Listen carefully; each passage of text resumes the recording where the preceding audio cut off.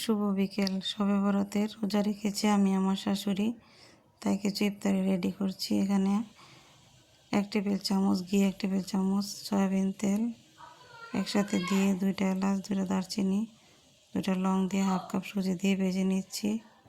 আমি এখানে সুজির হালুয়াটা করব। সুজির হালুয়ার ফুল রেসিপিটি আমার পেজে দেওয়া আছে, চাইলে আপনারা একটু দেখে নিতে পারবেন।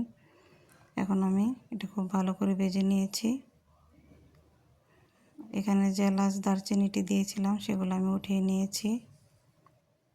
সেগুলো দাঁতের নিচে পড়লে খুব খারাপ লাগে, তাই আগে থেকে উঠিয়ে নিতে হবে। এখানে আমি 1/2 কাপ সুজির জন্য 1.5 কাপ পানি দিয়েছি।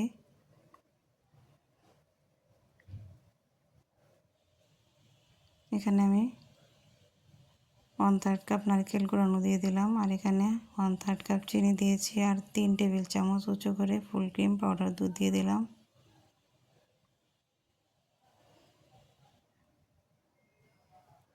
সব কিছু সাথে ভালো করে মিশিয়ে নিয়েছি। এখানে আমি অফ ক্যামেরায় আরও 1 টেবিল চামচ ঘি দিয়েছি। এতে করে ঘিয়ের একটা সুন্দর ফ্লেভার পাওয়া যাবে। এখন আগে থেকে একটা স্টিলের প্লেটে আমি ঘি ব্রাশ করে রেখেছি। এখন এখানে আমি সুজির হালুয়াটা নামিয়ে নিচ্ছি আর একটু সুন্দর করে সেট করে দিচ্ছি।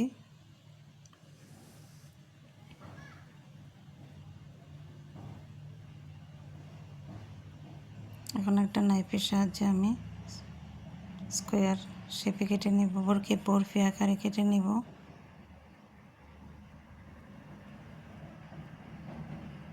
চাইলে আপনারা স্কোয়ার শেপেও কেটে নিতে পারবেন।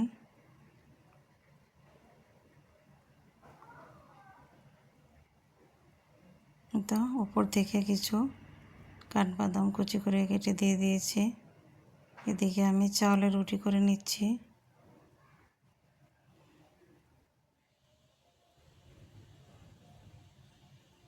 গুলো বানিয়েছি, আর এখানে আমি গরুর মাংস রান্না করে দিচ্ছি। গরুর মাংসের রান্নার রেসিপিটি আমার পেজে দেওয়া আছে, চাইলে দেখতে পারেন।